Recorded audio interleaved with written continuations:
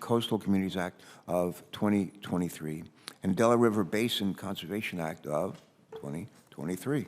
Before we do that, though, I want to take a moment to briefly discuss each of these bills and to recognize Senator Capito for any comments she'd like to make. The first bill we're going to consider today is a very successful Brownsfield program under the Comprehensive Environmental Response Compensation and Liability Act, affectionately known as Superfund. And since it began in 1995, the EPA Brownfield program has helped communities across our nation clean up contaminated lands. This program has been a remarkable success, breathing new life into distressed areas. In fact, just yesterday, EPA made $235 million in grants available to assess and clean up polluted brownfield sites across our country, thanks to funding from the Bipartisan Infrastructure Law. The Brownfield Reauthorization Act, which Senator Capito and I, along with our staff, have authored together, would reauthorize the program through 2029 and increase the funding for formula grants to states, to territories, and to tribes. In addition, we made several additional changes to make the program more accessible to small, disadvantaged, and underserved communities. Next, we're going to consider the Strengthening Coastal Communities Act of 2023, which would codify new and updated maps under the Coastal Barrier Resources Act.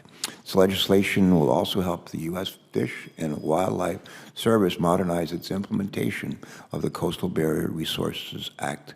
Since its enactment in 1982, spearheaded by my friend and predecessor in the U.S. House of Representatives, Congressman Tom Evans, the Coastal Barrier Resources Act has saved billions, that's billions with a B, billions of taxpayer dollars and conserves sensitive habitat for humanity. It's a true win-win situation. I want to salute former Congressman Evans for his leadership all those years ago and thank Senator Graham for partnering with me on this important legislation. Finally, we're going to vote on the Delaware River Basin Conservation Reauthorization Act of 2023, which would reauthorize a successful non-regulatory grant program that supports restoration activities in the Delaware River watershed. In addition to providing habitat for countless wildlife species, the Delaware River Basin supplies water to more than 14 million people, including in major cities like Philadelphia, New York City, and Wilmington, Delaware. I want to thank Senator Capito, our staff, for her support in advancing this legislation. And with that, let me recognize our ranking member, Senator Capito, for any comments she'd like to make. Senator Capito. Thank you, Mr. Chairman. And I think we're awaiting the arrival of two more of our members before our votes. That's correct? How many do we have? Two more. Two more. So we need 10 to start. Yeah. I will cease talking when the two more walk into the room. Fair enough. Anyway, thank you for calling this business meeting today. I'm pleased to have the reauthorization of the brownfields. It's important for my area, and I know for yours as well. Down to one. We're down to one. Okay. If I keep talking, it'll come right in. Yeah. Thank you for being a great partner again, and this time on bipartisan legislation to reauthorize brownfield. You've described it. It's a valuable financing tool for local communities and private investors, facilitating economic development. It's been used very well in West Virginia. We have some new projects coming in on our old brownfield projects. Since being authorized in 2002, it's become a resounding success story. The program has been, as I mentioned, a big benefit to West Virginia, $41 million, being awarded to our state since 2005. Those have leveraged $1.6 billion in public and private investment, creating 5,400 jobs. That's significant.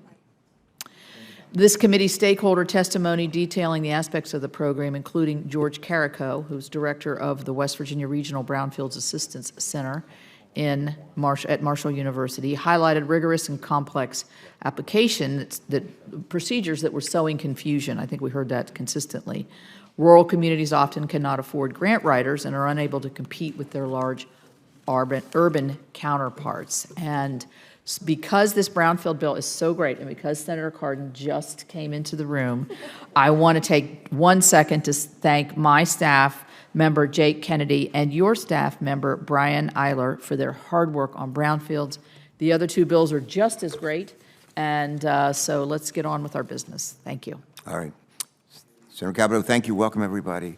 I see that we've got a voting quorum present, so let's begin. First, I call up the Brownsfield Reauthorization Act of 2023. Does any senator wish to offer an amendment to this legislation? Senator Sullivan, has an amendment that he was going to, in fact, two that I think he was going to offer, where we're going to vote on the first, not the second. In his absence, I'm going to call up the First Amendment nonetheless, and to say that I'm pleased to support Senator Sullivan's Amendment number 1, which will ensure that Alaska Native tribes have access to the Brownfields program. Senator Caput, any comment? I second that. I certainly, and I'm in agreement on that amendment for Senator Sullivan. Yeah. I now move that the committee adopt Sullivan Amendment number 1. Is there a second? We have a second. Second. Yes. And all in favor say aye. Aye. Aye. Opposed say nay. The ayes have it. The ayes have it. In the opinion of the chair, the ayes have it. The amendment is adopted, and Senator Sullivan had another amendment that we're going to continue to work on before we take the bill to the floor. So we look forward to doing that with him and his staff. Does any other senator wish to offer another amendment to this legislation? Any others? Okay. As we have no further amendments, I move that the committee favorably report the Brownfield Reauthorization Act of 2023. Is there a second? Second. Moved and second. All in favor say aye. Aye. All opposed say nay. The ayes have it. The ayes have it. We'll now consider strengthening Coastal Community Act of 2023. No senator filed amendments to this legislation, and we were reported by voice vote. I move that the committee favorably report the Strengthening Coastal Communities Act of 2023. Is there a second? Second. All in favor say aye. Aye. Aye. All opposed say nay. The ayes have it. In the opinion of the chair, the ayes have it. The legislation is favorably reported. I note for the record that a quorum of the committee is present. Next, I call up S-654, the Delaware River Basin Conservation Act of 2023. No senators have filed amendments to this legislation. We'll report it by voice vote. I move that the committee favorably report S-654, the Delaware River Basin Conservation Act of 2023. Is there a second? Second. It's been moved and seconded. All in favor say aye. Aye. All opposed say nay. The ayes have it. The ayes have it. And I note for the record the quorum of the committee is present. That concludes the committee's votes as part of today's business meeting. I thank everyone for their participation, especially thank our ranking member, and I will recognize any member who would like to speak on any of the matters that are before us that we have voted on. Thank you. Senator Capito, thank you. Anything else you want to say? Anything else you'd like to add? Oh, I'm ready to move to the hearing. Okay. All right.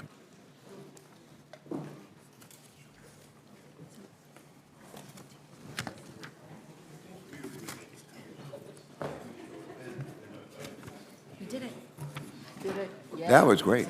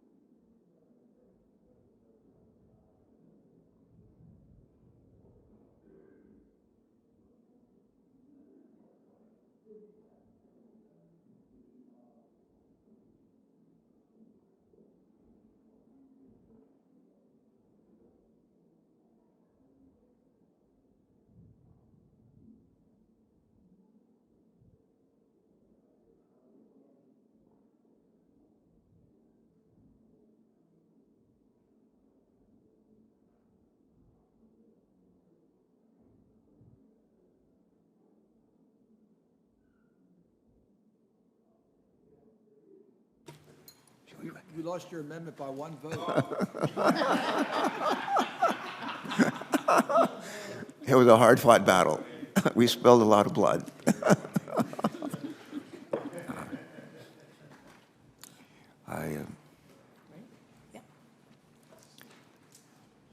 All right, folks. Mr. Chairman, may I just say thank you to Yeah, my no. colleagues for Sure. moving forward. Take on another minute. Take another minute.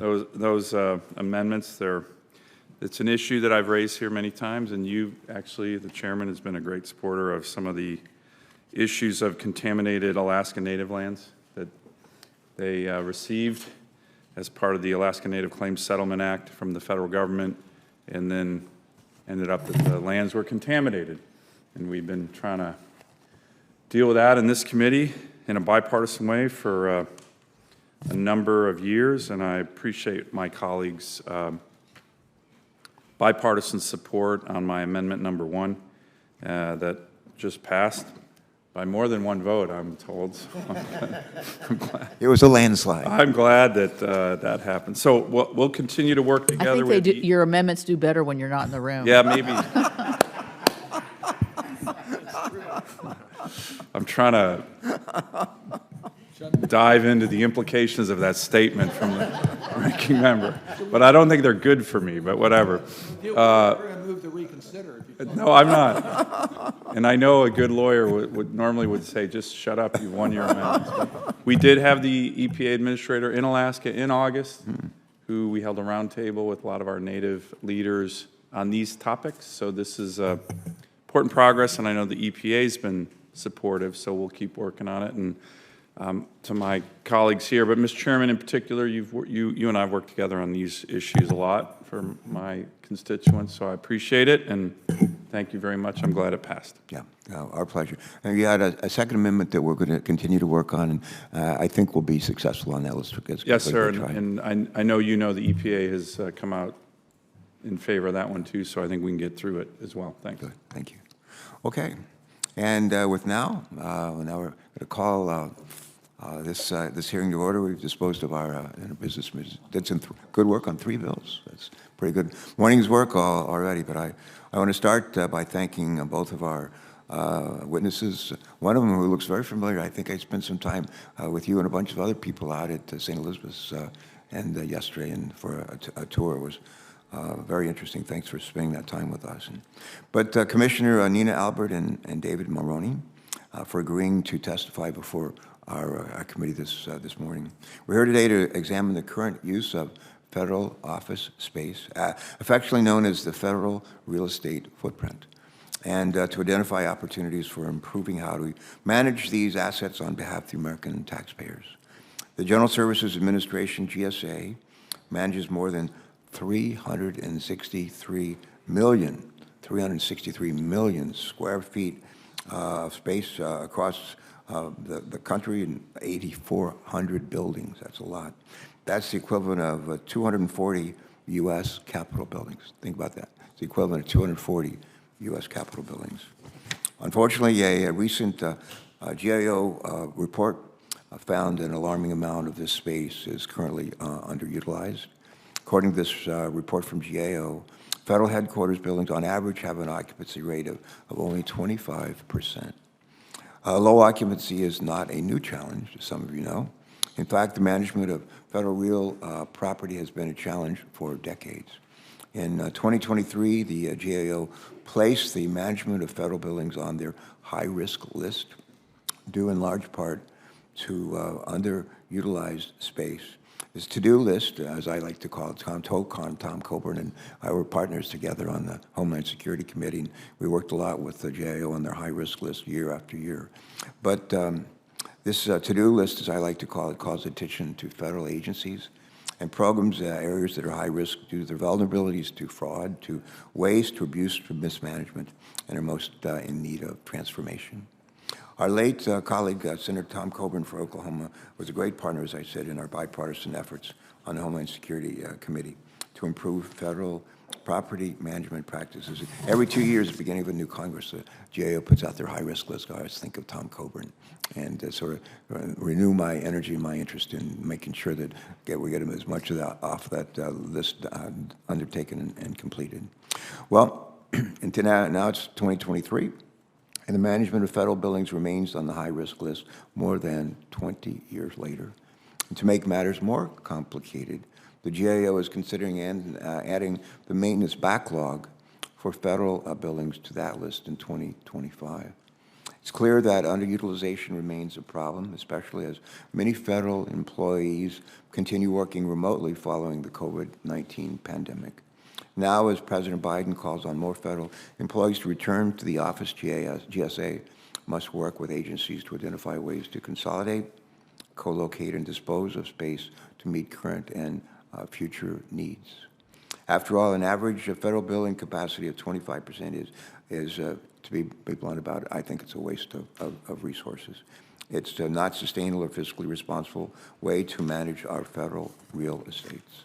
So we know that GSA faces significant challenges when it comes to modernizing and right-sizing our federal buildings. But as I often say, in adversity lies opportunity. I'll say it again this morning. In adversity lies opportunity. More than half of GSA managed leases are set to expire by 2027. This is an opportunity for the agency to truly right-size our federal office space after years of just talking about it. We also know that it's possible to save the federal government and our taxpayers money, a lot of money, while tackling climate change at the same time. Last Congress, we provided the GSA with robust funding through bipartisan infrastructure law and the Inflation Reduction Act to modernize and right-size buildings in their portfolio. This includes making buildings more energy efficient and resilient to climate change, as well as promoting the use of low-carbon construction materials. We look forward to hearing more on the implementation of these investments from our witnesses today. And with that in mind, yesterday I was able to join some of the folks in this room, some people sitting behind me, to again visit the Department of Homeland Security's St. Elizabeth campus. This is a project I've been focused on since my time as chairman of the Homeland Security and Governmental Affairs Committee. The Department of Homeland Security began efforts to consolidate its headquarters in 2005. It's been a long, complicated process. Thanks to a $288 million investment from the Inflation Reduction Act, GSA has been able to finally relocate the headquarters of the U.S. Cyber Security and Infrastructure Security Agency, known as CISA, as well as the Immigration and Customs Enforcement to the St. Elizabeth's campus, and that's no small feat. According to GSA, these consolidation efforts are going to reduce the department's real estate footprint by over 1.2 million square feet in the capital budget region, the equivalent of 21 football fields. I did 21 football fields. And what's more, it's expected to save taxpayers some $1.3 billion with a B, over the next 30 years. As I said earlier today, today's hearing is an opportunity to think strategically about how we move forward together to support and encourage GSA's efforts to right-size and modernize the federal workforce. It's going to take a collaborative effort on the part of the GSA and each federal agency to determine the amount of office space that the government needs now and into the future as workforce policies continue to evolve. And with that, we look forward to hearing the testimony of what efforts GSA is already taking to address the challenges of managing the federal real estate portfolio, as well as what we can do and be doing to be better stewards of the federal taxpayers' money. As I often say, everything that I do, I know I can do better. The same can be said here. We can do better. We need to do better. And before we hear from our witnesses, I'm happy to turn to our ranking member, Senator Capito, for her opening remarks. Senator Capito, thanks for your strong interest in this, ongoing interest in this topic, and for your encouragement for us to hold today's hearing. You are recognized. Thank you, Mr. Chairman, and thanks, welcome to our witnesses. And I want to thank you for calling this hearing. It's something I am very interested in. Even before the increased telework policies that followed COVID-19, there was a need to reduce the federal real estate portfolio. This expansion of remote work has led to a renewed focus on modernizing that portfolio as communities across the country watch our federal buildings continue to sit empty. This summer, Mr. Maroney, who's one of our witnesses, shared preliminary results from GOE's work on the space utilization of federal buildings before a House committee. As we will discuss today, GAO found that, these numbers are stunning in my opinion, that 17 of the 24 federal agency headquarters that they reviewed, this is in the Washington, D.C. area, used an estimated average of 25% or less on their respective buildings' capacity. GAO found that GSA was only utilizing an estimated 11% of the space in their headquarters building. I know that GSA has taken actions to improve their space utilization, but clearly more work needs to be done. GAO also found that a particular federal agency, if all assigned staff entered the building on the same day, would then still only be using 67% of the building's capacity based on usable square feet. Each year, it costs billions of taxpayer dollars to operate and maintain these federal buildings, regardless of their utilization. Well, this is simply unacceptable. I was encouraged to see the Biden administration call on federal agencies to increase the amount of in-person work following the release of this result. Although, anecdotally, however, the Nuclear Regulatory Commission is being jammed by its employees' labor union into consideration of policies that would actually further reduce time spent in the office. Literally 2 days every 2 weeks, a day constitutes 4 hours. Crazy. My concerns with the federal real estate portfolio remain and grow as more time passes and resources continue to be wasted to heat, cool, and maintain underutilized buildings. The committee's done a lot of legislative work to support policies that will reduce emissions. I would be interested to know the emissions associated with heating and cooling these buildings that are unoccupied. It is clear that federal agencies have too much space, and significant changes need to be made to our federal real estate portfolio to prevent unnecessary costs. Approximately half of all active leases in the public buildings services leased inventory are expiring in the next 5 years. This provides us a unique opportunity to course correct and right-size the portfolio. GSA will play a very important role in this modernization effort, and other agencies will play an equally important role. In order for GSA to make appropriate investments in existing buildings and evaluate lease options, federal agencies must identify their current and future space needs. Providing these agencies with better benchmarks regarding space and an understanding of what full utilization is would help with these efforts. The process for disposing and consolidating federal buildings can be lengthy. Congress passed legislation to try to address this issue. Unfortunately, this legislation has yet to produce the intended results. The committee is willing and really eager to work collaboratively with GSA and other federal agencies to ensure that they have modern workspaces that need to carry out their missions while generating significant savings for our taxpayers. However, this needs to be a partnership, and greater communication between all parties is critical to achieving success in this matter. I appreciate the monthly calls that are occurring now between GSA staff and staff on the committees of jurisdiction. I feel this is a step in the right direction. However, I do believe that GSA needs to be more forthright and responsive to this committee. I understand there have been, at times, a lack of transparency from GSA on routine oversight questions. Last Congress, then the chairman mentioned this, the Inflation Reduction Act, which I did not support, provided GSA with $3.4 billion. As GSA requests more funding, it is important to understand how the agency is using these existing resources. I was disappointed to hear that GSA did not provide my staff with an update on their efforts to develop low-embodied carbon material standards when it was requested.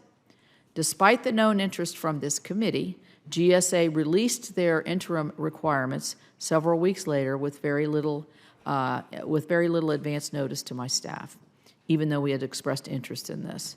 GSA's lack of transparency and responsiveness underscores the ongoing need for improved communication. I understand that GSA has put forward legislative changes to the agency's authority that may help modernize the federal real estate portfolio as part of their fiscal year 2024 budget request. If GSA would like this committee to give full consideration to their legislative proposals, including one that provides them with more authority, they need to be more responsive to this committee. I look forward to a productive discussion on how we can work together to modernize the federal real estate portfolio, and thank you both for being here. Senator Capito, thanks for your, not just for those words, but also thank you for your focus on these issues, trying to make sure we use some common sense and save some money. To our witnesses, you don't see a lot of members sitting out here.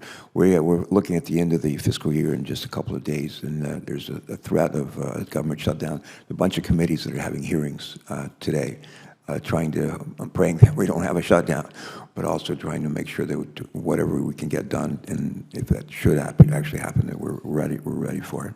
So I'm being called to come and vote in one of my other committees, Homeland Security Committee, that I used to chair. They need me there now to have a quorum, I think. And I will be back shortly. Senator Capito is going to preside in the meantime. But let me just say, today we're going to hear from the Honorable Nina Albert, Commissioner of Public Building Service at GSA. In her role as Commissioner, Ms. Albert oversees the management of more than 363 million square feet of space in 8,397 buildings, almost 8,400 buildings nationwide. Commissioner Albert, we thank you for joining us today. Thanks for your service. How long have you served the people of this country? Well, I was in the military. And Yeah, what did you do in the military? I was a Signal Corps officer. And the In the 141 Signal Battalion in Germany. Germany? Are you Yeah. Army? I was Army, yeah. Navy salutes Army. Thank you. That's Oh, good. I've got to record that. There you go. A different uniform, same team, I like to say. Exactly. But we thank you for joining us. Thank you for all your service. And you are recognized for 5 minutes, and then the baton will be passed to your sidekick there, okay? Thank you, Senator Capito. Thank you very much. I'll be back. Thank you so much. Good morning, Chairman Carper, Ranking Member Capito, and distinguished members of the committee. My name is Nina Albert, and I'm the Commissioner of the Public Building Service at the General Services Administration. I appreciate the committee's invitation to discuss this opportunity on how to achieve long-term cost savings by optimizing the federal real estate footprint to best align building utilization with mission delivery. I'm glad to be here today and share how GSA is helping federal agencies address their space needs and how right-sizing the federal footprint can be accelerated if GSA gains full access to annual collections that are deposited into the Federal Buildings Fund. Many agencies realize that they can adapt their workplaces to more effectively and cost-efficiently carry out their missions. Post-pandemic, agencies are gaining additional insights about the needs of their workforce, different and better approaches to achieving their mission, as well as approaches to the workplace. GSA is leveraging its experience and expertise to help agencies deliver a better workplace experience for their employees, as well as right-size their space to best deliver agency missions. Congressional support for GSA's fiscal year 24 budget request, including legislative reforms and the agency's $2.3 billion request for capital program investments, is critical to help address these concerns. Since 2011, the practice of diverting roughly $1 billion annually from the Federal Buildings Fund to other agencies has increased costs to GSA and inhibited sound portfolio management practices.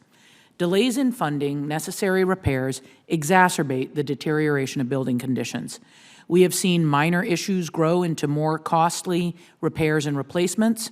It's also delaying consolidation plans, forcing the government to carry space that is underutilized while we wait for funding to complete work allowing for tenant relocations.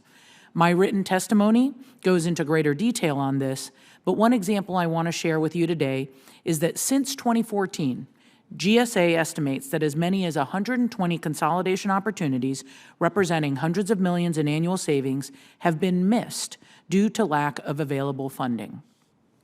All of these things increase costs to the federal government, especially when we are forced to make emergency repairs or delay space consolidations.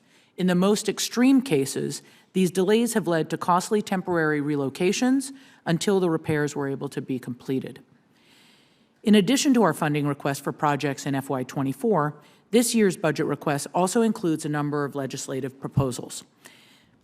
The first is a proposal to facilitate GSA's full access to the annual revenues and collections that are deposited into the Federal Buildings Fund, while preserving Congress's role in choosing which projects to authorize and fund.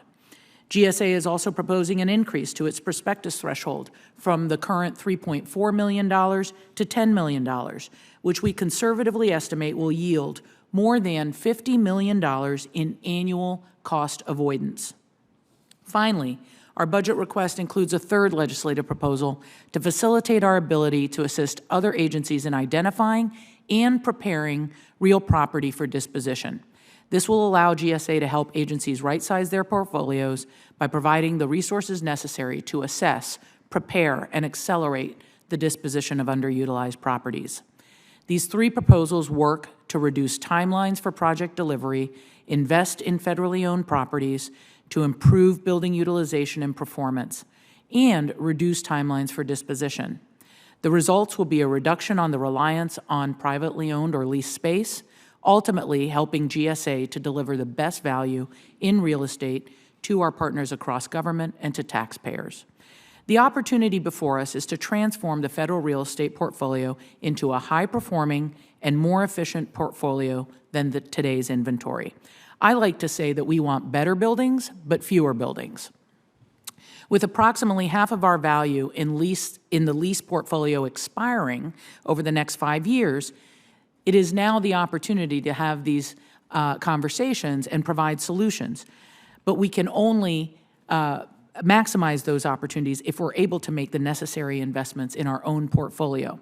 I would like to thank this committee again for its willingness to address these issues and for being a critical partner as we work to modernize and right-size federal facilities. Thank you for the opportunity to testify before you today, and I look forward to answering any questions the committee may have. Thank you. Thank you, Commissioner. Next, we will hear from David Maroney, the Acting Director for Physical Infrastructure Team at the Government Accountability Office, we refer to as the GAO. Mr. Maroney has spent nearly 20 years at the GAO, providing oversight on many issues, including federal real property. Ms. Maroney, you are recognized for 5 minutes. Thank you, Chairman Carper, Ranking Member Capito, and members of the committee.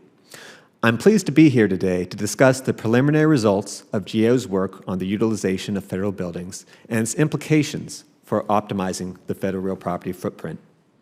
In the aftermath of the COVID-19 pandemic, the federal government has a unique opportunity to reconsider how much office space it really needs to best achieve agency missions while saving taxpayer dollars. To get a sense of the magnitude of that opportunity, we assessed the extent to which 24 agencies utilized their headquarters buildings in January, February, and March of this year. What we found was that all 24 of those agencies had extra space, and that most agencies were using less than 25% of their headquarters capacity.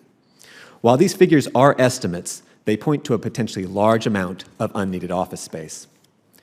We identified 3 main reasons for this low utilization. First, many agencies had more space than they needed even before the pandemic. One of the reasons federal real property management has remained on GAO's high-risk list now for 20 years. Second, many headquarters buildings aren't configured in the best way. For example, some include storage areas and administrative spaces that simply aren't needed in the modern workplace. Third, agencies have embraced hybrid work. Telework and remote work certainly existed before the pandemic, but those workplace flexibilities are used much more frequently now. As a result, there are simply fewer people coming into headquarters buildings than there were before the pandemic. So why does this matter? Because low building utilization has significant costs, both to the government and to the taxpayer. For one thing, there are the financial costs. It costs billions of dollars each year to operate, maintain, and lease these buildings. In addition, holding on to unneeded office space has environmental costs. Office buildings take a significant amount of energy to run, whether people are at their desks or not. Finally, holding on to unneeded space has opportunity costs. Every dollar an agency spends on extra space is a dollar they don't have to spend on other priorities, and for local economies, unneeded federal space could potentially be put to more productive uses. To be clear, figuring out how much office space agencies really need and shedding any they don't won't be easy, quick, or cost-free. There are many challenges to doing so, including having the budget resources necessary to reconfigure space, lingering uncertainty about agency and office policies, and a lack of good benchmarks for measuring building utilization in a high telework environment. More generally, while there has been progress in better managing federal real property over time, significant issues remain, both in the process for disposing of unneeded space and with the data available to inform real property decisions. That being said, it is important not to lose sight of the unique opportunity agencies now have to creatively and fundamentally reconsider their office space needs. Agencies need to ask themselves, are there ways to reduce our footprint and save money while still ending up with more modern space that helps us better accomplish our mission? As the federal government's property manager, GSA plays a key role in supporting agencies as they plan and implement space solutions to best meet their needs. However, GSA cannot right-size federal real property on its own. Individual agencies are ultimately responsible for determining their own space needs and for moving forward with those decisions. OMB, too, plays a critical role in setting policies to help guide and influence agency real property decision-making. Taking full advantage of the current moment will require partnership and collaboration between these agencies. In conclusion, underused federal buildings have been and continue to be a costly challenge, and hybrid work has made that challenge even greater. As agencies implement their in-office policies, they need to take a fundamental look at their office space needs and move forward to modernize their real estate portfolios accordingly. If they do so, the federal government will be well positioned to take advantage of the unique opportunity before it, optimize the federal real property footprint, and save taxpayer money. Mr. Chairman, that concludes my opening statement. I'll be happy to answer any questions you may have. Thank you. Thank you both. And I am going to yield to my good friend, Senator Ricketts, to be the first one to question. Great. Thank you very much for your leadership on this issue, Ranking Member Capito. And I also appreciate Chairman Carper bringing this up as well. It is far past time that we reevaluate the federal government's workforce and infrastructure needs here. And certainly the testimony we've heard here today says that it's long overdue. This has been around for a while. But before we get into that, I actually want to talk about another issue. It's of great importance to my home state, which deals with the Inspector General releasing a report last week, or a memo, alerting the GSA Public Building Service of the contamination of Legionella bacteria in 6 GSA-controlled buildings across the country. Low occupancy levels in these buildings and subsequent water stagnation led to the growth of bacteria, the primary cause of Legionnaire's disease. One of these buildings is located in North Platte, Nebraska. It's a building that houses essential services, including the Social Security Administration, North Platte VA Clinic, the FBI, ICE, and several others. Commissioner Albert, OIG notified your office of the need to test the water contamination before reopening the buildings that experienced lower occupancy during the pandemic in the September of 2022. GSA's Public Building Service currently has no requirement for testing potable water systems in their owned or leased buildings, even after they sat vacant and the water stood stagnant through the pandemic. In the week since this alert memo has been made, what has the GSA done to protect human health in the affected buildings? Well, thank you for this question. This is as soon as we learned about Legionella bacteria in certain buildings, we immediately notified tenants. That's first and foremost, just because human health is at risk.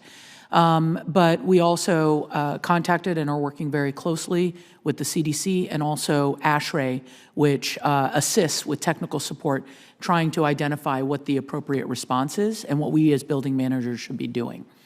The two things that are most critical for managing and moving water through and making sure that water quality is good is one, flushing of the water systems. And so we are now systematically doing that throughout all of our buildings. In the past, when buildings were occupied more readily, that water flushing activity would occur just more frequently. And it's frankly as a result of the pandemic that stagnation has occurred. So now we are flushing throughout our systems to make sure that that water is moving. The other thing is we're testing in all of our buildings, which is the primary way of identifying if there's any bacteria that's forming. And when there is, making sure that the chlorine levels and other types of corrective chemical treatment to water to move those, to eliminate that bacteria is dealt with. This is something that we are dealing with across our entire portfolio. We've also issued a notice and an alert to landlords of private leases where we lease space to make sure that they are also aware of what protocols we're putting into place. These protocols that we are moving forward with are among the first in the nation. These are things that everybody is learning about for the first time. And so I think communication, testing, and then corrective action is what we've been able to achieve in a very short period of time in response. And so have you had any reports of any of the employees or visitors becoming sick in any of these facilities? We're aware of one individual who was confirmed with Legionella's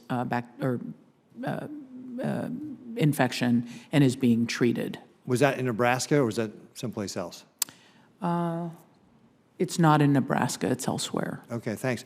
And you talked about flushing the buildings. Is that the only corrective action you're going to need to do, or is there going to be other things that you need to do with regard to the bacteria? Testing and flushing, both of those things are what help us identify. Well, the flushing is actually just moving things along. Right.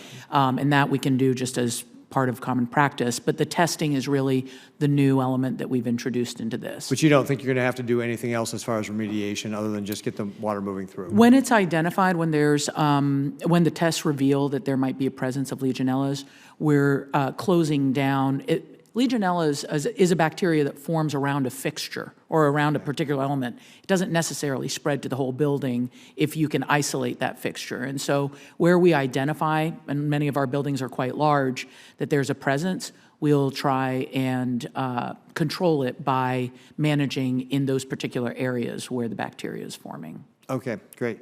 Thank you very much. Obviously, this is something that we're going to follow up with you with regard to the North Platte office, and just making sure we keep in touch with regard to what the cleanup's going to be and making sure we're looking out for the health and safety of the folks that work there as well as the visitors coming there. And Ranking Member Capito, or Chairman Carper's back. Okay, very good.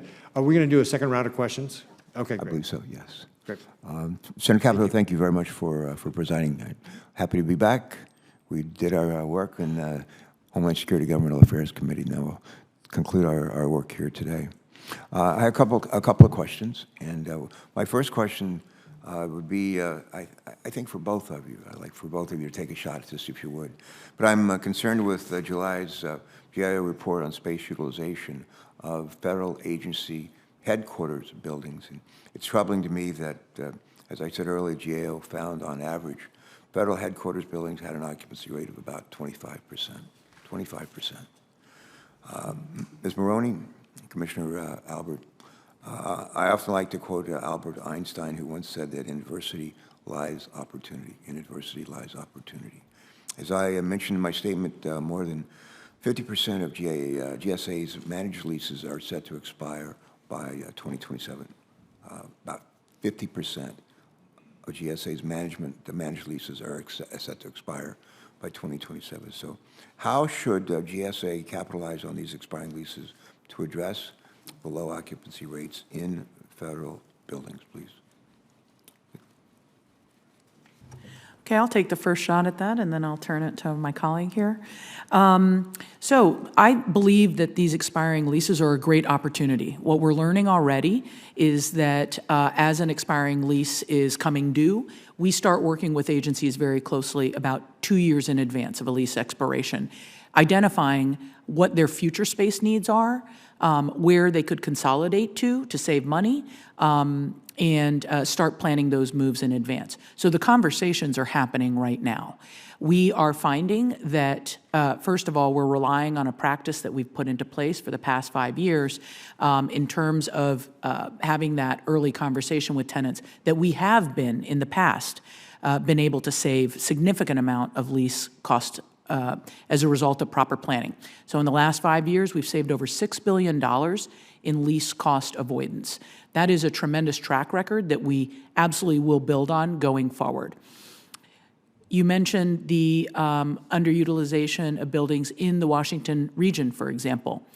What we are finding now is that agencies are looking at their building capacity and identifying lease expirations in this region, and when appropriate, trying to pull those leases into federally owned properties, again, when their building is in good enough condition to be able to accept it, or as Mr. Maroney mentioned earlier, if the configuration of the building is appropriate for whatever that use is. So I think that the lease expirations are absolutely the right trigger. We're seeing agencies make good decisions. They are reducing the ones that have occurred in the last 3 years.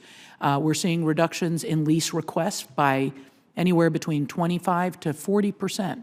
So the good work is being done, but it is a process, particularly when we are looking to backfill federally owned property because of the challenges that Mr. Maroney highlighted.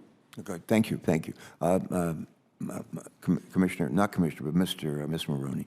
Same question, please. Very good. So it certainly is an opportunity with that number of leases expiring and with the underutilization of properties that we've highlighted today.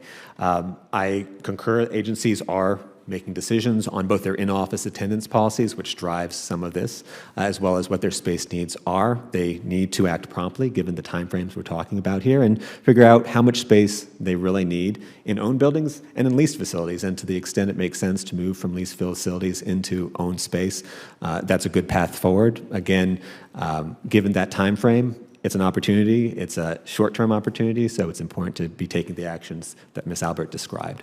Okay. Are there any other additional ways to address space utilization within GSA's existing authorities? Well, right now, our authorities allow us to evaluate, work with agencies, and try and drive utilization through the authorities that we have.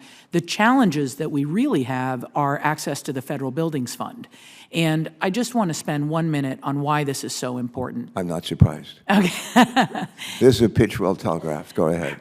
Well, so for example, the Federal Buildings Fund is the fund into which it was designed to be a quasi-revolving fund. We collect revenue from agencies for rent. That money gets reinvested in buildings to maintain them. The fund is also where all of the sales proceeds from dispositions are deposited and any other collections we have. That money, if it could be designed or maintained as a quasi-revolving fund, gets put back into supporting agency moves, consolidations, capital improvements so that folks can fully occupy buildings. We have had, as I mentioned in my oral testimony, every year about $1 billion shortfall in getting access to the Federal Buildings Fund. We have seen that in the last 12 years since that has been the case, our liabilities within our own portfolio growing significantly to currently being more than $11 billion. What does that practically mean for an agency that's in a leased space that wants to move into a federal building? Well, now the federal building condition is not as good as what they could buy on the lease market. And it's because we haven't been able to maintain our buildings the way that we should. So there's an inherent inefficiency in not getting full access to the revenues that we collect that are designed to be put back into buildings. That's one of the authorities that we're seeking. The other thing is, during this time and opportunity— Just hold it right there, if you would. Are there other examples in federal government with, like, Harbor Maintenance Fund that could be something, maybe it might serve as an example? Just take a minute on that. Sure. The Harbor Maintenance Trust Fund is something that was designed almost very similarly and comparably to how the Federal Buildings Fund is. Those were funds that the U.S. Army Corps of Engineers was collecting from the private sector, putting it into a fund, and it was designed to repair, maintain ports or other waterways. And again, they hadn't had full access to that, so they're collecting the fees, it's going into a pot, but it's not being used for its designed purpose. As a result, I know that that Congress has and the Army Corps of Engineers worked together for almost 2 decades to get the Harbor Maintenance Trust Fund authorities and access restored. Only 2 decades. I am hoping that now that Congress has understood the value of the Harbor Maintenance Trust Fund, you will understand the value of getting full access to the federal buildings fund. Yeah. Well, my colleagues also hear me say, in addition to quoting Einstein, they also hear me say, find out what works and do more of that. So this is maybe one that we can take a close look at. Go ahead. There's one other thing that we've requested, and I think it's a really important point. It's not sexy, but it's important for efficiency. So we have requested increase to our prospectus threshold. Right now, GSA's prospectus threshold is $3.6 million. That means that any investment in a building that exceeds $3.6 million, whether it's an elevator repair, a roof repair, a boiler replacement, a chiller replacement, which, by the way, on a building of this scale and size tends to be over $3.6 million, has to come to Congress. That internally, from GSA's perspective, as well as through the congressional process, takes up to 2 years to get approval. That means that that repair that was identified more than 2 years ago has escalated in cost and has contributed to greater deteriorating conditions. We are requesting that our prospectus threshold get increased to $10 million. We think that that's appropriate when we look at other agencies that have similar authorities. For example, the VA, their prospectus threshold is $20 million. The DOD doesn't have a prospectus threshold and are permitted to invest in like-kind replacement, so a boiler for a boiler, without any prospectus threshold. So those are the two pieces of legislation that I think have immediate impact on ability to consolidate. And then in terms of ability to dispose more quickly. I'm going to ask you to hold it right there. I'm way over my time. And we'll come back and I always pick up on this when it's my turn again. Senator Capito, thanks for your patience. Thank you. Commissioner Albert, in June, the GSA announced its plan to spend $1 billion, that's from the IRA, to make more than 100 buildings cleaner and more energy efficient. Did the GSA look at the space utilization rates for each of those buildings to determine whether this is the best use of our dollars? Absolutely. So for the past year, what we have been doing is looking through our entire inventory, identifying what we call segmenting the inventory into core assets. These are assets that the federal government should reinvest in because it serves a special need for the federal government. We've also identified candidates for disposition. And then, there's kind of the bulk, if you will, of the assets that we are transitioning through. Those 100 buildings that were proposed and that we're moving forward with improving through Inflation Reduction Act funds are core assets. These are assets that the federal government should continue to own for over the long term, and that we would be best served by investing these funds in it. So those are probably assets that I would say probably don't need the Federal Building Trust Fund money because they're probably in good shape anyway. Well, I would not conclude that. The Inflation Reduction Act fund money is for very specific uses. The Federal Buildings Fund has much more flexibility in being able to pay for moves for agencies. Right. Being able to other improvements. Just so I understand, so the 100 buildings will do the emissions and sustainable technologies, but the buildings may not be in good shape. So the inflation, Physically, for room and space utilization. correct. It may not be properly configured. So or why are we doing that? Why wouldn't we pick another building that has the great configuration, and that you're matching up both missions, so that you then have you don't have to worry about whether you're going to maintain them or the bathrooms work or whatever. Well, You see what I'm saying? Well, I think in terms of configuration, it's very common, even in the private sector, that you're constantly reconfiguring space inside a building.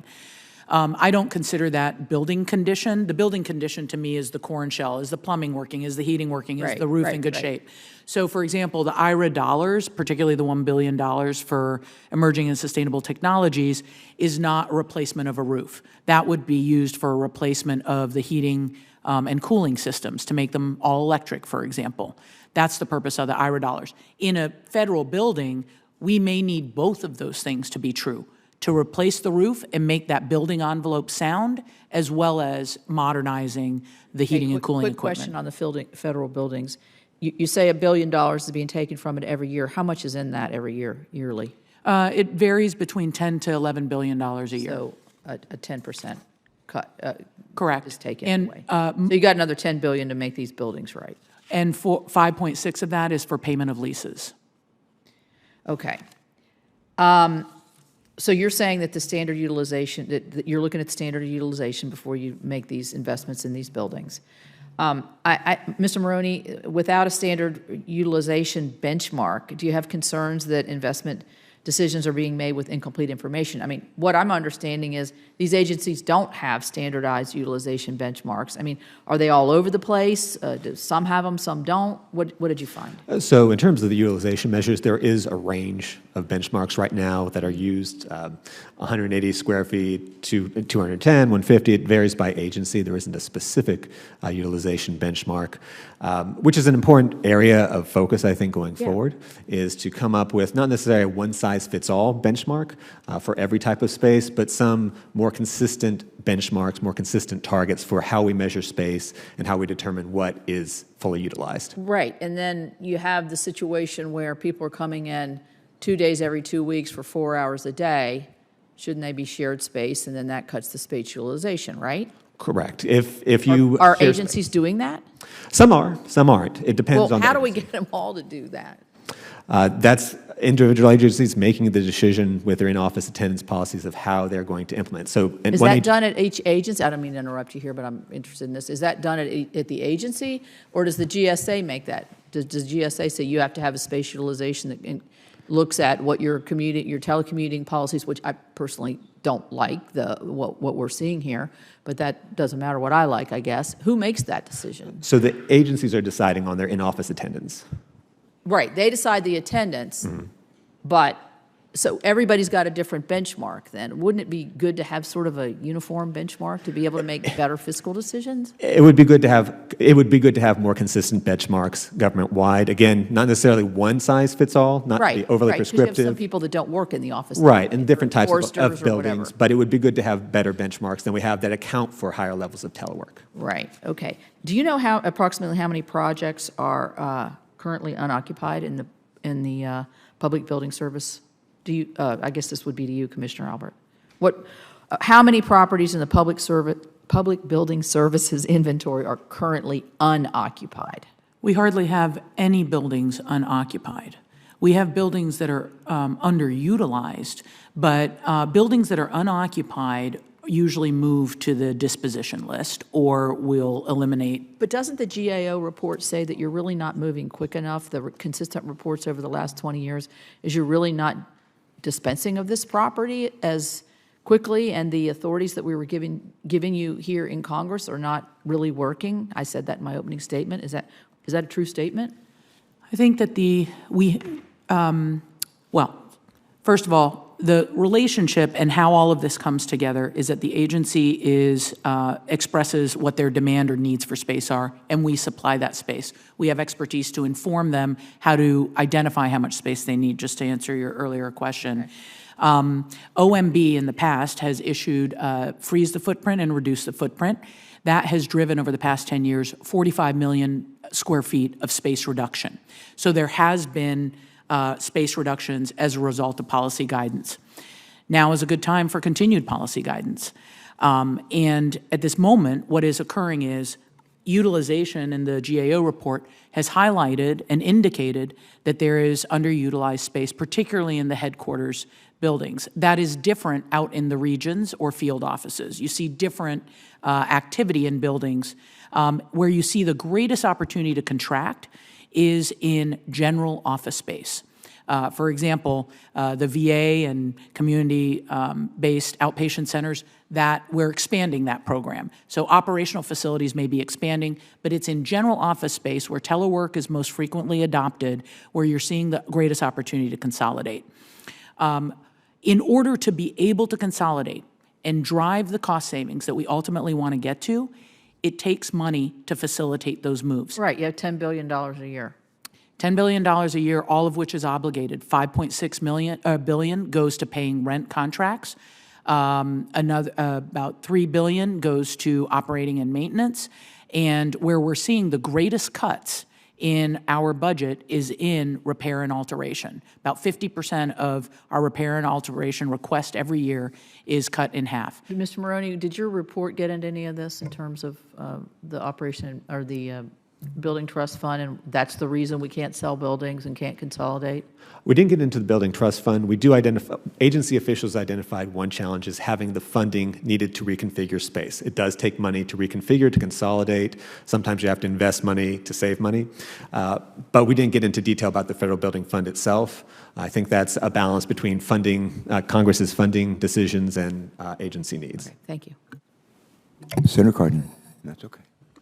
Let me thank both of you for your service. I'm going to follow up on Senator Capito's point, maybe from a little bit different angle. So let me just refresh everyone's recollection that in the Inflation Reduction Act, Congress was very specific in providing resources, $2 billion for low-carbon materials, $250 million for building retrofits, and $975 million for emerging sustainable technologies.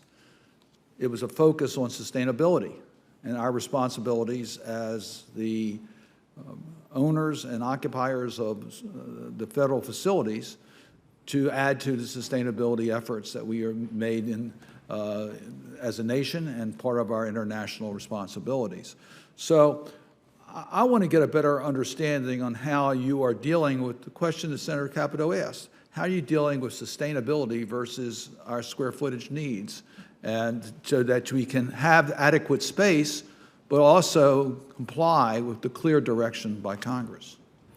Well, what's pretty elegant about this entire thing is that we can serve both needs. Investment in buildings and making them more usable makes them more attractive so that we can consolidate out of leases and into owned facilities. First of all, I just want to just share a little bit of a status of where we are in terms of placing funds from the Inflation Reduction Act. $2 billion of it was for low embodied carbon materials. That's in flat glass, concrete, asphalt, and steel. We have launched a pilot for 11 buildings. The investment in those 11 buildings represents $1 billion out of those $2 billion. And that's really to socialize and get feedback from industry, the pilot is, to identify what specifications are acceptable and available for implementation. So that is ongoing and should be wrapping up here before the end of the calendar year. That will be setting the stage and the standard for the building industry, which is what GSA has done in the past when we adopted LEED 20 years ago. It has set the standard for what sustainable buildings can and should be. As to the emerging and sustainable technologies funding, we have identified, as Senator Carper had mentioned in his opening remarks, $288 million to go into the DHS headquarters at St. Elizabeth's. And that is to make DHS campus a model for sustainability. It also tells the consolidation story. That investment and ability to deliver on 3 more buildings at St. Elizabeth's will further consolidate multiple leases around the National Capital Region. Let me interrupt you on that, because the largest single project is the replacement complex for the FBI. I'm not going to get into the battles on the specific locations. I'm not even going to ask you about that. But it does give us a chance to really make a statement in sustainability. Are we on track in the process to determine how we're moving forward and make a decision? We are on track. We share your urgency, and we are aligned in making the decision as quickly as possible. I've heard that for about a decade, so I hope that you will keep us engaged as to that process.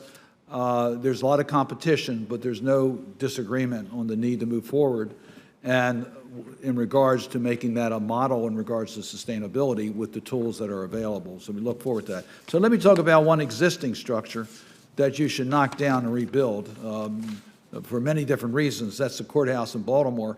It has the honor of being, I'm going to get my numbers back, built in 1970s. It was noted as the least expensive courthouse per square foot. And we got what we paid for. It's not only inadequate as far as they keep on pouring millions and millions of dollars into it for repairs and patchwork, but it is an example of a building that gives us the opportunity to meet the needs of the federal bench, the federal courthouse in Baltimore, but at the same time balance that with sustainability.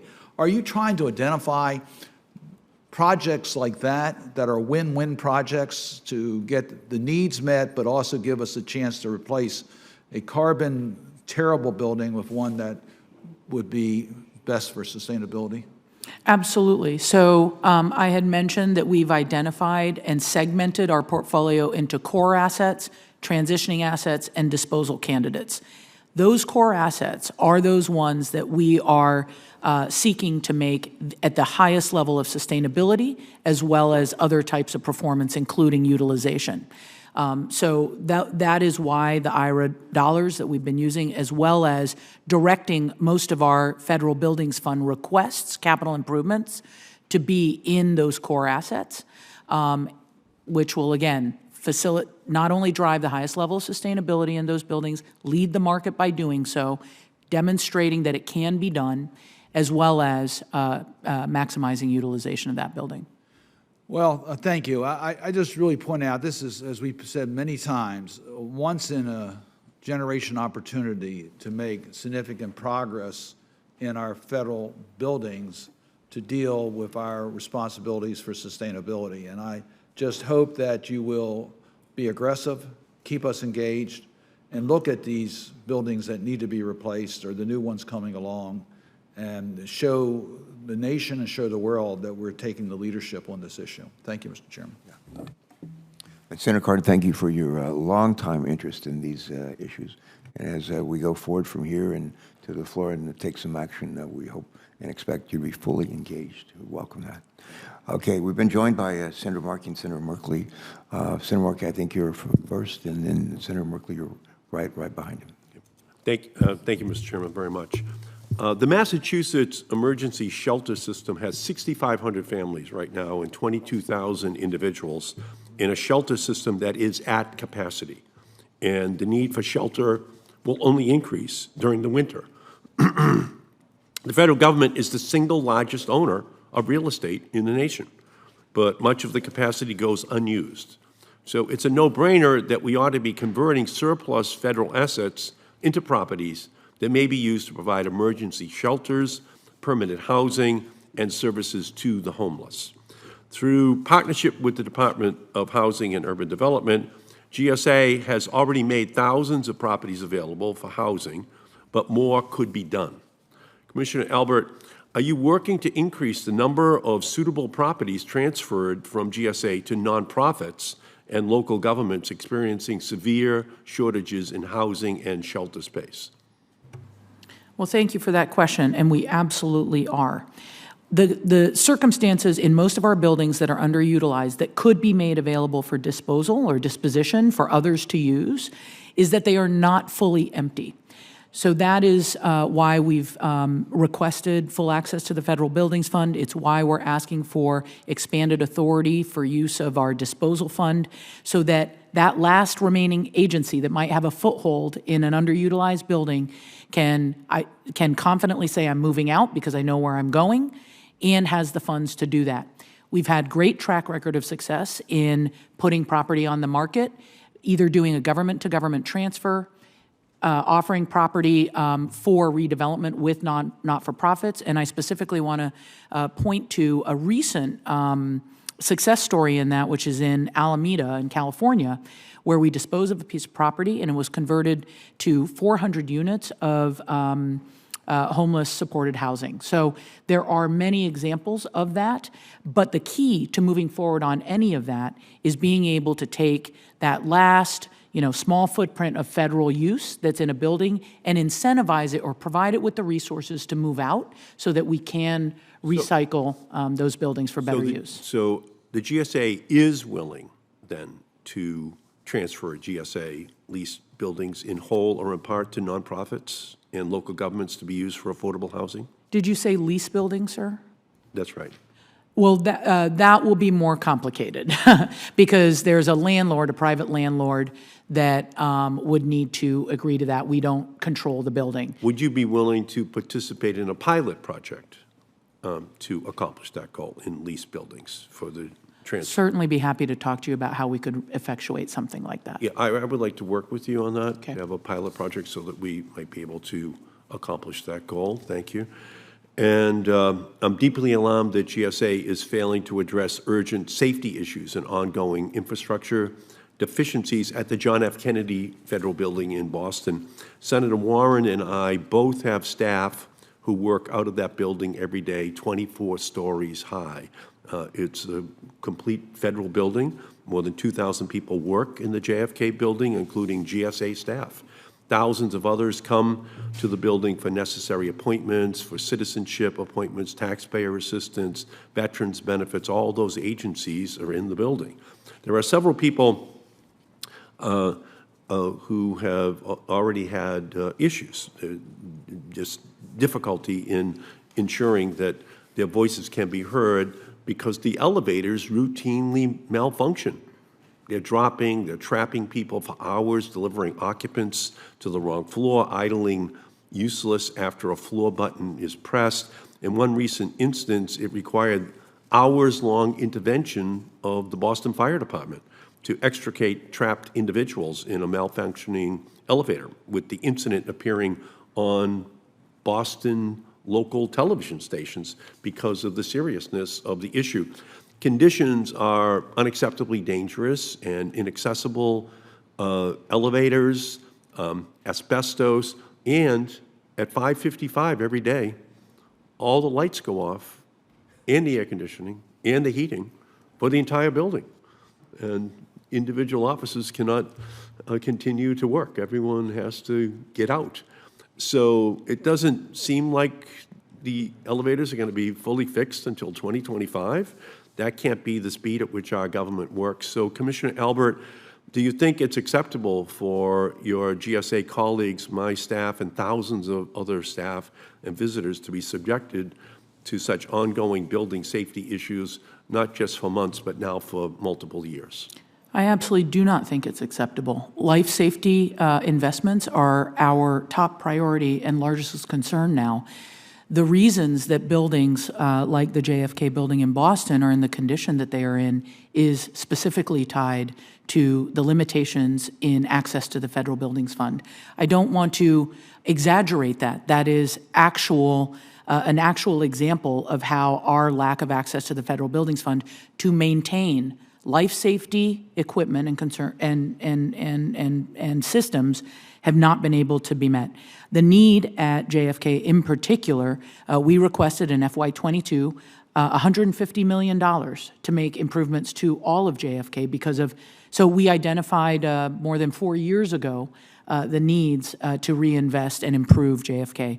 We unfortunately didn't get the money in FY22, and now we have been able to invest one by one. We've spent $9 million on those elevator systems, but because of the prospectus threshold, we're having to invest in each elevator system one by one, because it would take 2 years if we were to make an investment that exceeds the prospectus threshold. So in order to address the elevator concerns, we've been moving forward as quickly as we can, but we're having to go one by one rather than address the total needs of the building. Okay, well, clearly this isn't working. So we have to figure this out. We shouldn't have empty building stock and crumbling buildings that people go to work in every single day. If this is a matter of figuring out our funding priorities or raising money by leasing government buildings, let's figure this out. But just like the JFK elevators, the status quo isn't working. Yes. At GSA. Just isn't. The elevators are this system. So we have to be fair to these people who work, these 2,000 people who are in there every single day, in order to get a solution. And I really would request a focus on this issue at GSA to resolve these issues for that building.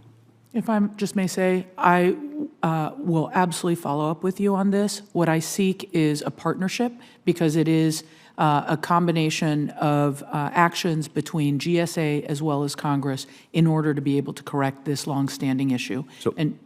So let's create the partnership. Let's get it done. Thank you. But it's years now, and it's getting oppressive to people who work there. And many people now walk down 9, 12, 15 stories every single day because they don't want to get on the elevators. And that's just unfair to people. And some people just ultimately wind up saying, I'm not going to work. Well, yeah. Not because they don't want to go to work, they just don't want the 15, 18, 20 story walk, every single day. And it's just unfair to them. So thank you. Well, I'd say to our witnesses that this committee has a pretty good reputation for partnerships. And then maybe this is another way we can demonstrate that. Senator Merkley, thanks for your patience. You're recognized. Welcome. Thank you very much, Mr. Chairman, and thank you, Commissioner. And Commissioner, since 2015, mass timber has seen unprecedented growth in the United States, from just a handful of buildings 8 years ago to almost 2,000 today. American-made mass timber offers a way to dramatically lower carbon emissions associated with concrete and steel buildings, and it does so while enjoying some other significant benefits: seismic benefits, structural durability, increased resilience to fire, decreased construction time. The fiscal year 23 appropriations bill included directions for GSA to work with partners to expand the utilization of mass timber and innovative wood products in federal buildings. How are you implementing that? So our team of engineers, particularly those that are experts in this, have been working with industry and researching what the opportunities for mass timber are for integration into federal buildings. I would love to follow up with you to provide more current and detailed status. But I will say that in general, where we are right now in terms of managing the portfolio and the opportunities before us are really around retrofitting and improving existing owned buildings as opposed to new construction, which is where we could integrate mass timber more readily. But we will get back to you in the committee on more details on what we found and the opportunities that we have for integrating mass timber. Do you have a single mass timber building at this point? I'm not aware of one, but we also haven't undertaken too many new construction projects. No. Are you familiar with what mass timber is? I am, yes. Great. Well, just for others, it is the compilation of products that include mass plywood, where the plywood can become not an inch thick, but very, very thick, creating key structural elements, or other key laminated products, including massive floors. It sequesters a massive amount of carbon. You can assemble these as like an erector set very, very quickly, which saves a massive amount on construction loans.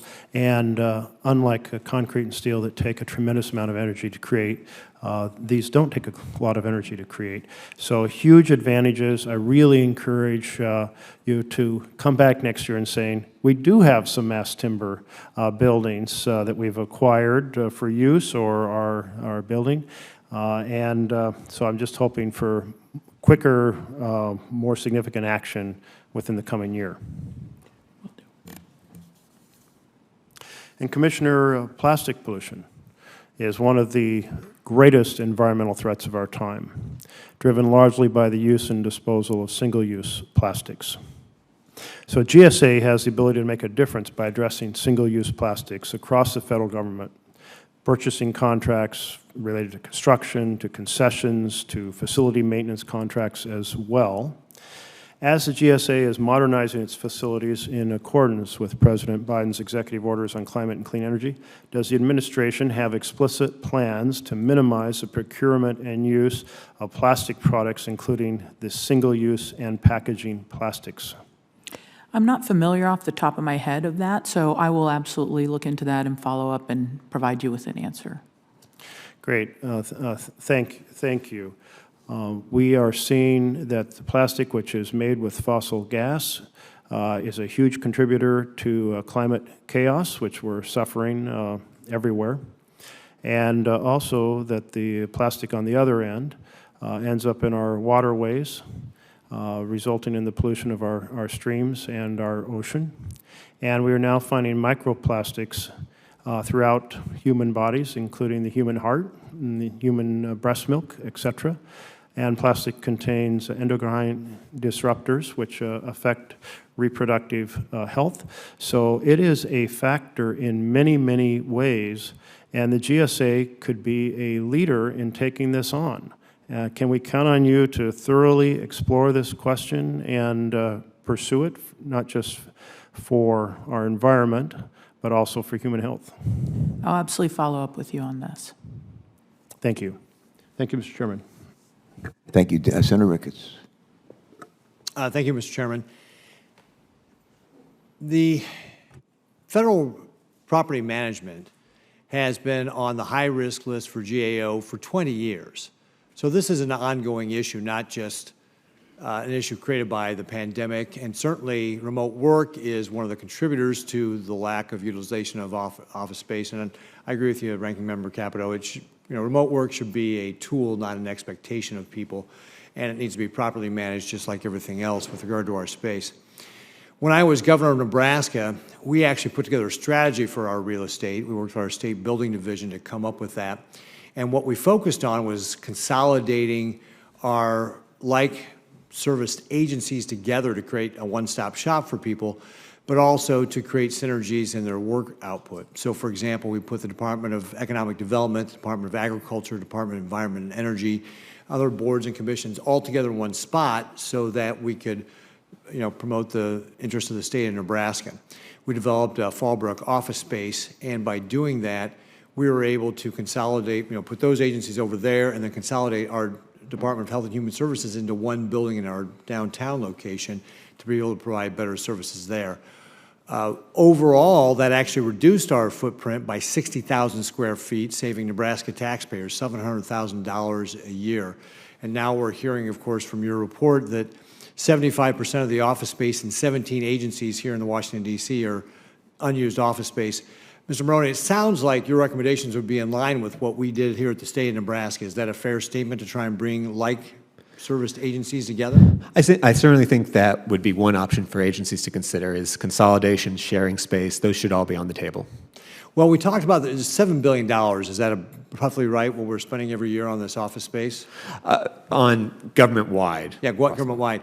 What do you think the cost savings would be if we could address the issues with regard to the unutilized office space and some of the other things we just talked about?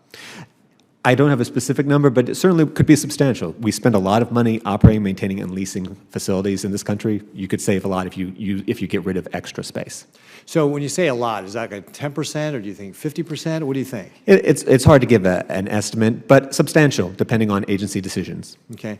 And Commissioner, you talked a little bit about your role in this, but it sounds like, from what you said, it's really the agencies that have to drive these plans. Is that fair, that the agencies have to come up and say, hey, this is my utilization or the space I need, and the agencies have to drive this? You don't have the ability to tell agencies, hey, you got too much space, get out? Well, we don't have the ability to tell them what to do, but it is a partnership, and it's often done in collaboration. Not all agencies are created equal. There's very large agencies that have big real estate staff within the agency, and they are creating their own plans. There's other agencies that rely on GSA's expertise. So it's a mix. So, but you've helped facilitate it, but it really has to be the leadership of the agency to drive this. Is that what I'm understanding? Is that fair? It is, but if I can just share a couple things that GSA has been doing, particularly since the pandemic, so that, kind of what the solutions are going forward are more on the forefront of people's minds, because there's been a lot of evolution about how people are using space. We created a workplace innovation lab. We've had more than 120 different tours by a variety of different agencies, even agencies that we don't manage space for example, the DoD, coming to see what the new workplace models are.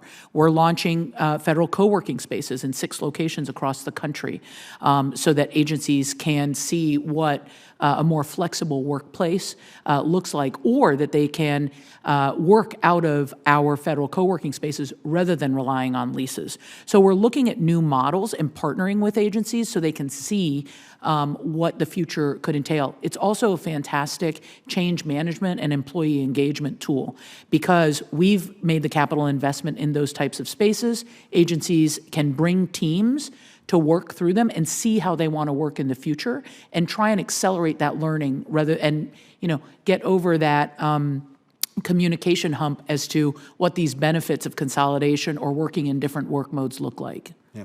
It seems to me, Mr. Chairman and Ranking Member, that what we ought to be doing is bringing in the heads of these agencies, especially the biggest offenders, and having them explain why they haven't put together a real estate plan to consolidate if they're at 25% utilization, and really put the onus on them to come back with a plan and drive this, because this has been a problem for 20 years. It's not happening. And if it's the agencies that have to put together a plan, which makes sense. I mean, it was, as governor, my leadership that drove our plan. It wasn't happening before. We need to have these agency heads start working on this plan, and that's who we should get in here and ask them why they're not doing what they're supposed to be doing with regard to right-sizing their organization and coming up with the plans they need to address for whatever remote work or whatever that's going on. So anyway, thank you very much. I appreciate it. Senator Carper was going to go next. Let me just say, Senator Ricketts and I are members of a small elite group of senators, recovering governors, and we began a lot of our sentences when I was governor of Delaware. Or whatever, our colleagues get tired of it. But I think we're onto something here. And again, earlier I said to find out what works, do more of that. So let's see what we can can learn from what you've done in your state and work together. I said it to Senator Capito as an aside. Tom Coper and I worked on these issues for years. Our staff worked on these issues for years and made some progress, I think, but there's more still to be done. And we look forward to addressing it with your full involvement. Thank you. Senator Capito. Thank you. This sort of goes off what Senator Ricketts was just saying. Mr. Maroney, your study focused on headquarters buildings. What do we know about the utilization of other federal office buildings that are not headquarters? So we don't know a lot. The quality of the data, even at the headquarters level, was variable. And out in the field, there's much less data to assess how these buildings are being utilized. I think it's a reasonable assumption that buildings in the field that are of similar nature to headquarters buildings, office spaces that are not doing customer-facing roles, policy, budget, administrative, probably have similar levels of utilization, but we did not have the data to define that work.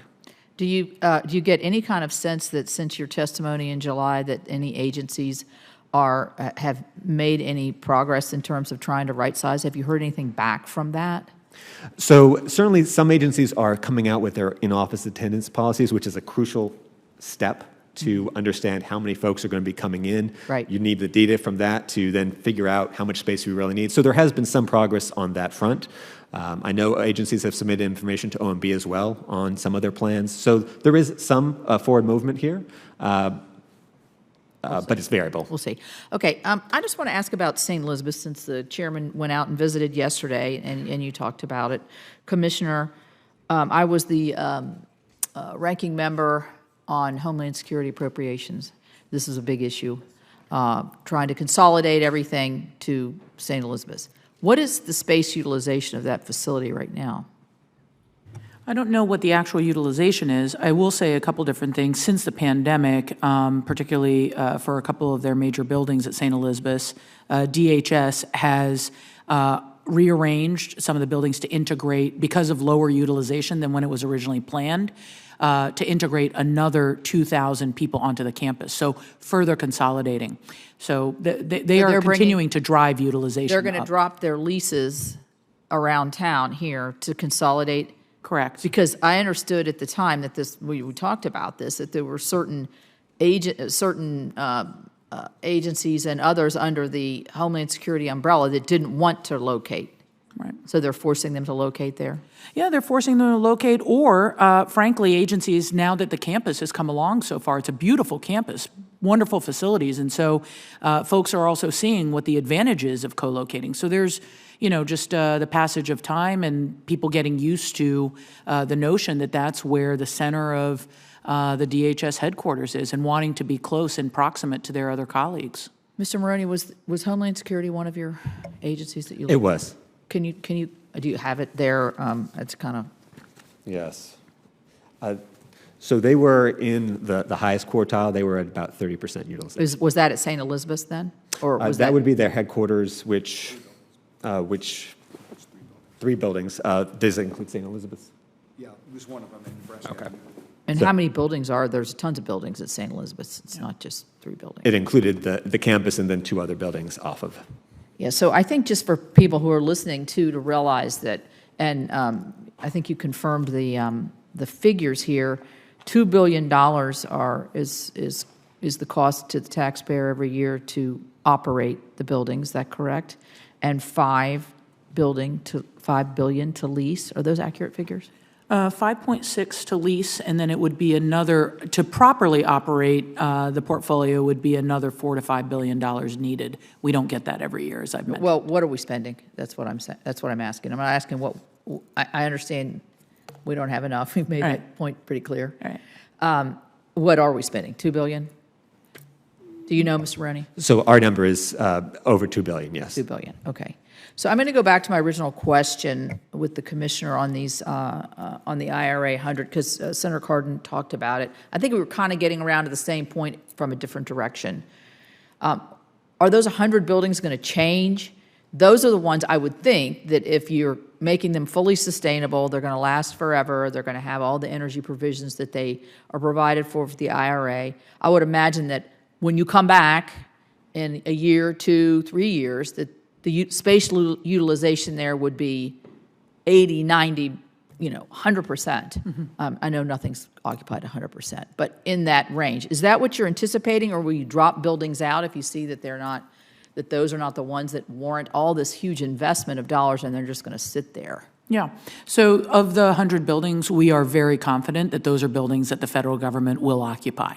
We are doing, occupied 20, they're occupying all these other buildings at 25%. Our job as GSA is to drive utilization of the building. That is what we aspire to do, just like any private landlord. We want that building used as fully as possible because it saves money. It also keeps, there's a whole variety of benefits to fully occupying federal space. Right, but obviously, if that's your goal, and we're looking at buildings here in the D.C. area that are 25% and less, we're not hitting the goal there.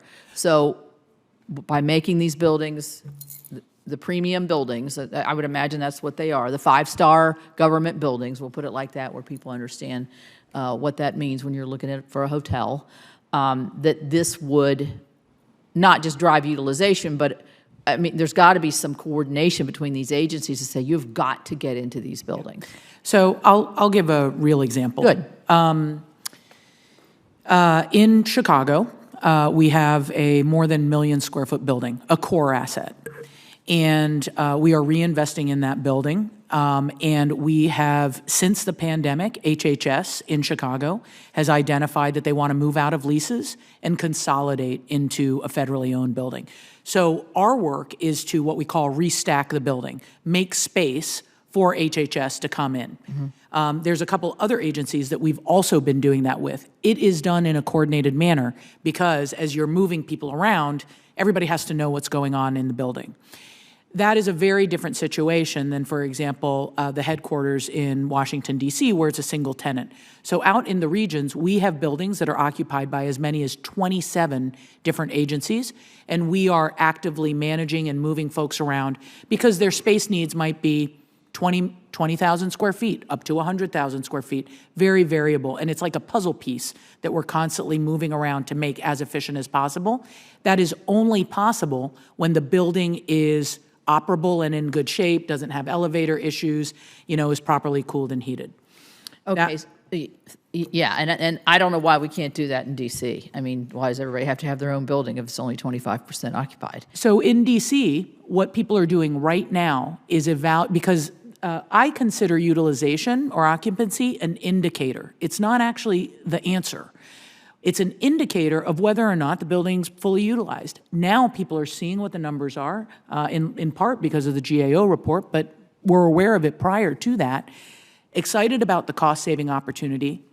The hard work is being done now at looking at the leases across the portfolio, whether they can be consolidated into a single building. We are seeing different agencies take those actions. In D.C.? In D.C. GSA is actually the perfect example. We ourselves occupy an entire building, 1800 F Street. Since 2012, we moved in there with when we had what was that? Right after 9/11 in the buildings, we moved into your space. Yes, and it's pretty good space in half the building. Not bad. The other half of the building we can't market because it hasn't been renovated in more than 20 years. So part of our lack of occupancy in 1800 F is that half of the building is not occupiable because it's not in good enough working condition. The other part of the building, however, we've been able to consolidate 6 of GSA's own leases within the National Capital Region into 1800 F. And so that was back in 2012, but it is an iterative process. We've reduced now 2 buildings. We used to occupy a building at 7th and D, our National Capital Region function, 1,000 people, and they have now come and consolidated into 1800 F. That was pre-pandemic, literally, unfortunately, like I think 2 months prior to the pandemic beginning.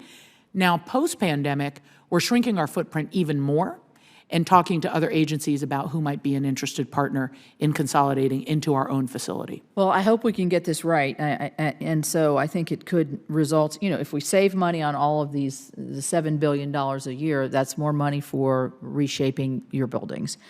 So I would ask that you would commit to providing me with updated list of these 100 buildings as it moves along, and their space utilization rates and the dollar amounts of the projects from the IRA. Thank you. Thank you both. I got a couple more questions, and then we'll wrap it up. Fortunately, we haven't had any votes, so at least not in the Senate. So we've been able to just have a good conversation. And again, we appreciate you being here with us for that. We talked a whole lot about the high-risk list. Grateful to the GIO for producing a high-risk list for us every year, and it's important that we just not read it or like say, well, there's a high-risk list. It's important that we act on it. And in many instances, it's not possible for any one party or executive branch, legislative branch to do it by themselves. This is calls for partnerships, this calls for collaborations, and that's, as I said earlier, that's what we're pretty good at on this committee. I understand that GIO is considering adding the GSA's maintenance backlog to the high-risk list in 2025. What factors is GIO considering in making this determination? Yes, so we've done some recent work looking at the growth in the deferred maintenance backlog in 5 years' time between 2017 and 2021. It went up by 50% to $76 billion. So it's a growing concern. We've previously had deferred maintenance on our high-risk list. We'd taken it off previously in 2010 based on some changes that had been done, but now that the backlog is increasing again, that gives us concern, and so we are definitely keeping track of that issue. It very well may appear in 2025. Okay, thank you. This would be a question, I think, for you, Commissioner Albert. I believe July's GIO report highlights that some federal agencies are reluctant to share their operating space. We talked a little bit about that here today. Specifically, Ms. Moroney's testimony mentions that agencies officials consider what's called interagency silos, a challenge to space utilization.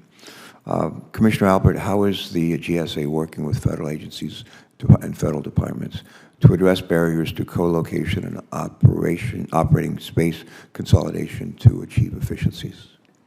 So we're talking to agencies right now, actually, to see which agencies are prioritizing consolidating leases into their own facility. So that would be a primary and probably most desired strategy, because then you would gain the efficiencies of being consolidated. But for those agencies that, and GSA again being a prime example, will not, even after full consolidation, need to occupy an entire building. We are reaching out and identifying agencies that would be interested in co-locating with us. There are a couple agencies that fall into that category where their building, their capacity exceeds their total space needs. And what's very interesting about many, but not all, federal buildings in the National Capital Region is because of the scale and size of them, you actually can subdivide those buildings to accommodate different headquarters and still provide that, that marquee designated independent entrance that would be dedicated to a headquarters and worthy of a headquarters building. So it's an evolving conversation, primarily based on agencies wanting to first look at how can they backfill their headquarters with their existing leases, as opposed to sharing as a primary strategy. But those conversations are going on, and I think that there are very interesting models now, particularly for sharing of other types of spaces as well. I'll use conference centers, training centers. We're seeing that as people lean more into hybrid work, the types of space they need is not so much dedicated desks and offices, but now collaboration spaces. And so, again, I'll cite GSA's own example. We have a one-story conference center that is booked out for more than a year now because there's so much demand for that kind of auditorium and collaboration space. So that's where we're seeing greater demand for space. And we could see, for example, an agency consolidating perhaps in the top floors of the building and then making their bottom floors of their building available as conference centers. Lots of different strategies to include and think about. Good, thank you. Just last week, we celebrated the anniversary of something called Kigali, which is a ratification as an amendment to the Montreal Protocol that phase out the use of super polluting HFCs, hydrofluorocarbons, and in refrigerants. The refrigeration industry is working hard to reclaim and reuse refrigerants. And reclaimed refrigerants are as good as new and competitively priced, but there isn't much of a market for them yet, we're told. Commissioner Albert, has GSA considered requiring the use of reclaimed refrigerants in new or recharged equipment as a way to reduce emissions across the federal government? We have, and we're proud to say that we're a leader in this. We have worked very closely with industry to prove that you can reuse refrigerants in existing equipment without deteriorating or otherwise impacting existing equipment, you know, putting forward standards in what's called our P100, which drives design standards of buildings for reused refrigerants. All right, good. You had the opportunity to give an opening statement. Each of you did. You've been good to answer our questions, and we'll have a few more probably in writing. But is there anything you'd like to say in closing before we wrap it up here in a few minutes? Yeah, go ahead, please. I just have one question that I can't resist asking. To both of you, GSA and GAO, what is your in-office policy, working policy? GAO, yeah. So GAO just came out with its revised in-office policy a week or two ago, and there are many options, but it includes a remote work option. Some staff can work remotely. That becomes their official duty location. Others, depending on their role, need to come in the office 4 days a pay period, and others come in the office on a regular basis. It depends on the mission need and what that person's role is. So we have a similar approach. We have done what we call position categorization, looked at every single position because there's so much diversity in GSA about what people do, and that is what dictates their telework status. We have building managers that must come into the office every day. And then we have procurement specialists that may qualify for remote work. A vast majority of GSA employees are in what's called kind of a telework status or a on-site flexible status. The minimum requirement for that is 2 days of pay period. And What's a day consist of? How many hours? is that? 8 hours a day. Yeah. Thank you. A standard work day. Thank you for that. And so, but again, looking at the public building service, which is what I'm responsible for, we have construction managers who have to be on site. I mean, there's no understand. substitute for that. So we tend to be in the office or on site, whether it's in a physical office or on a construction site, more frequently than, for example, some of our technology colleagues. You know, it just depends based on the job. Yeah, thank you very much. I've alluded to today a couple of times to Albert Einstein, and also to Dr. Tom Coburn, our late colleague. And Einstein used to say, as I mentioned earlier, in adversity lies opportunity. Dr. Coburn was just unrelenting in going after waste in government, and he was a great partner. We're a great partner of ours. And I miss him to this day. But if he and a deeply religious person, as I think was Dr. Einstein, if they're looking down today at this hearing, they're probably saying, "Well, let's get this done." And my dad used to say to my sister and me when we were kids growing up, born in West Virginia and later grew up in Virginia, but used to say to us, "Just use some common sense." He said it a lot. You probably all remember things that your parents would say to you over and over again. My dad would say that a lot. We must not have had any common sense. But I take those words with me to every day. He was also a big one for not wasting money, his money, our family's money. And I've taken that seriously all my life. And I got to be treasurer of the state of Delaware when I was 29. We had the worst credit rating in the country. And we could only do better. And when I was governor, we made it to AAA. We still have AAA credit ratings. But we've worked hard in our state at the state level to try to spend taxpayer money a lot smarter. And I think we've done right well, and as have a lot of other states. I just want to, in closing, I just want to thank you for appearing before us today. I want to thank you for your work. I'd ask to Ms. Maroney, I'd say give our best to Gene Dodaro. One of my favorite people is our Controller General. How long has he been Controller General? Since Albert Einstein walked the earth. It's been a long time. Been a long time. Give them our best. Tell them we're still interested in these issues and committed to making progress on them. But we look forward to hearing about GSA's continued work with the federal agencies to embrace the opportunity of modernizing and right-sizing the federal real estate portfolio. And before we adjourn, a little bit of housekeeping. Senators may submit questions for the record until the close of business on Wednesday, October 11th. We will compile those questions, send them to our witnesses, and ask our witnesses to reply by Wednesday, October 25th. And before we adjourn, I just want to say to our staff, we get to sit up here and ask these questions and so forth and give speeches. We have really good staff people sit right behind us. And I just want to say to both the majority and minority staffs, thanks very much for bringing in a couple of good witnesses here and addressing an issue that really needs to be not just addressed and talked about, but acted upon. And we look forward to working with you and the folks that you work with as well. And I think with that, it's a wrap. This hearing is adjourned. Thank you, Senator Capito. Thank you very much.